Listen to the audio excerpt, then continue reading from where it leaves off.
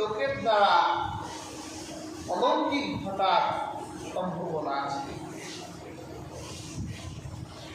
নবীদের দ্বারা যে অলৌকিকতা প্রকাশ পায় এটাকে বলে মুআজিজা।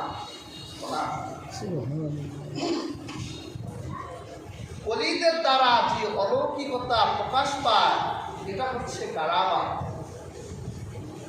আর জাদুকরের দ্বারা যে মানুষের চোখে যে ধোঁকা দেয়, যে ব্ল্যাক ম্যাজিক করে, এটাকে আরবিতে বলে ইস্তিদরাজ অথবা সেহের, জাদু।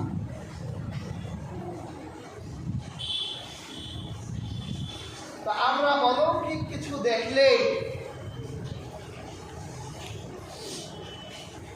আমরা যিনি অলৌকিক কিছু দেখায়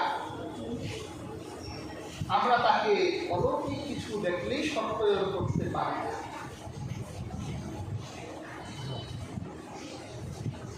আল্লাহ তাআলা নবীদেরকে মুআজিজা দিয়েছিলেন ওই নবীর নবুয়তের দলিল হওয়ার কারণে। পৃথিবীতে প্রত্যেকটা নবী কম বেশ মুআজিজা পেয়েছে।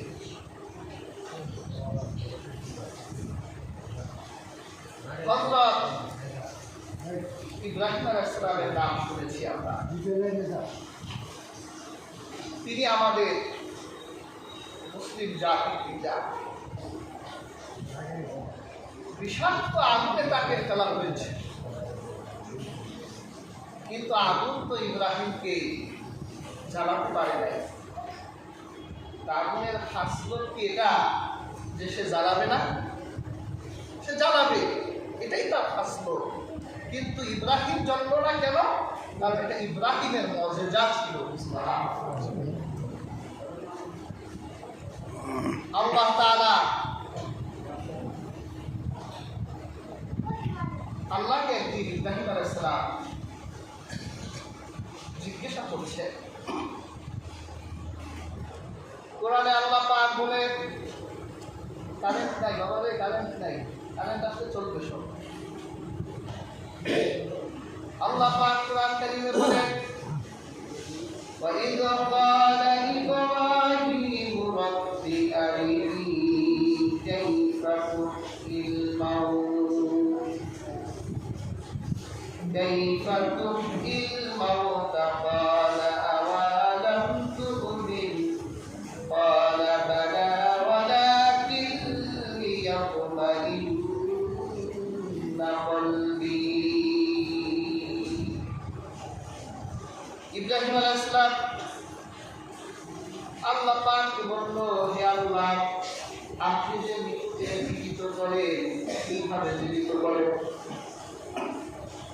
একজন নবী আল্লাহকে বলছেন যে আপনি যে মৃতকে জীবিত করে কিভাবে করেন? আল্লাহ পাক ইব্রাহিমকে বলল, আওয়ালাম তু'মিন, তুমি কি বিশ্বাস করো না? আমরা সাধারণ মানুষ যদি বলি, এই প্রশ্ন করি মানানসই হয়, একটা নবী কি এই প্রশ্ন করতে পারে? কারণ তার ঈমান তো হাক্কুল ঈমান, এই ঈমানের যে ঈমানই নাই, তারপরেও তিনি প্রশ্ন করলেন কেন? হযরত ইব্রাহিম বলে, আল্লাহ, আমি তো বিশ্বাস করি আপনি পারেন। যদি আপনি আমাকে অলৌকিক এই ঘটনাটা আমার চোখে দেখার, আমার হৃদয় তো ঈমান এনেছে, বিশ্বাস করেছে, তারপরও আমার ঈমানে আমি অলৌকিক দেখার কারণে আমি আমার ঈমানে শান্তি পাব। তার মানে হলো মুআজিজা এমন একটা জিনিস, অলৌকিকতা এমন একটা জিনিস যেটা দেখার সাথে সাথে আপনার আর কোনো প্রশ্নই থাকবে না। হযরত ইব্রাহিম আলাইহিস সালাম তিনি 4টা পাখি ধরলেন। আল্লাহ বলল, পাখি ধরো। এরপর সেই পাখিগুলোকে জবাই করো, পাখিগুলোকে জবাই করা হলো। সবাই করলে জীবন থাকে, এই জীবন বের হয়ে গেল পাখিগুলো। আল্লাহ পাক বলে ইব্রাহিম এইবার এই 4টা পাখির গোশতগুলো সব নিভিয়ে ফেলো, সবগুলো নিভিয়ে ফেলা হলো। আল্লাহ পাক বলে ইব্রাহিম 4টা পাহাড়ে এই গোশতগুলো 4 ভাগ করে রেখে আসো। ইব্রাহিম 4 ভাগ করে রেখে আসো। আল্লাহ পাক ইব্রাহিমকে বলল যাও পাহাড়ের নিচ থেকে এবার পাহাড়গুলোর নাম করে ডাক দাও। হযরত ইব্রাহিম ডাক দিলেন কিয়া গোশতগুলো যে 4 পাহাড়ের যেখানে যেখানে একত্রিত হয়ে কিয়া হয়ে গেল। আচ্ছা বলে এইরকম একটা ঘটনা যদি আমরা চোখে দেখি আর প্রমাণ লাগবে? প্রমাণ হয়ে গেছে যে আল্লাহ তিনি মৃতকে জীবিত করতে পারেন। আল্লাহ পাক এইভাবে নবীদেরকে কিছু অলৌকিক শক্তি দিয়েছিলেন যাতে সেই নবীর উম্মতরা আল্লাহকে জাস্টিফাই করার জন্য, ওই সত্যকে জাস্টিফাই করার জন্য যদি ওই নবীদেরকে প্রশ্ন করে তাহলে ওই নবী যেন সাথে সাথে এই অলৌকিক ক্ষমতা দেখিয়ে নিজের নবুয়তের প্রমাণ দিতে পারে।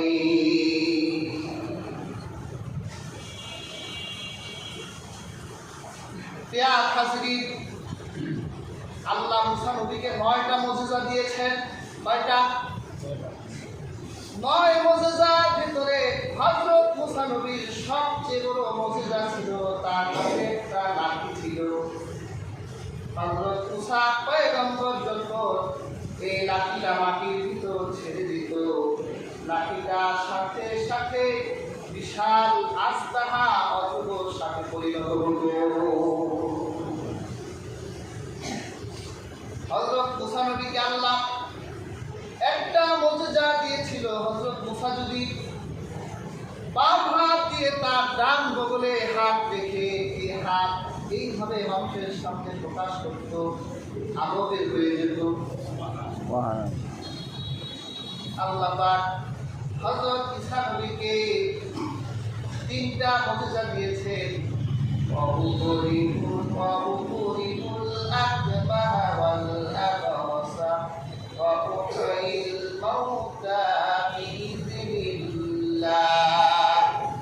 আল্লাহ পাক বলেন হযরত ঈসা পয়গম্বর যদি মায়ের পেট থেকে জন্ম নেওয়া কোনো কুষ্ঠা রোগী যার শরীর সাদা, হযরত ঈসা যদি ওই রোগীর শরীরে হাত বুলিয়ে দিত তাহলে ওই শ্বেত রোগী মানুষটা সাথে সাথে সুস্থ হয়ে যেত। সুবহানাল্লাহ।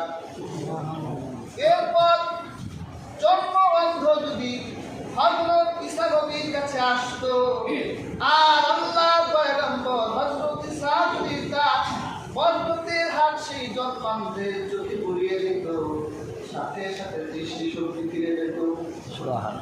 যেটা আধুনিক বিজ্ঞানও এখনো পর্যন্ত জন্মান্ধের চক্ষু ফিরিয়ে আনতে পারে নাই। আর তার সবচেয়ে বড় মুজিজা ছিল তিনি যদি কোনো মৃতকে আল্লাহর হুকুমে বলতো ইযনিল্লাহ, আল্লাহর হুকুমে জীবিত হয়ে যাও, সে যত পুরনো মৃত মানুষ হোক না কেন সাথে সাথে ঈসা পয়গম্বরের আদেশ মানতে বাধ্য হতো, সাথে সাথে জীবিত হয়ে যেত।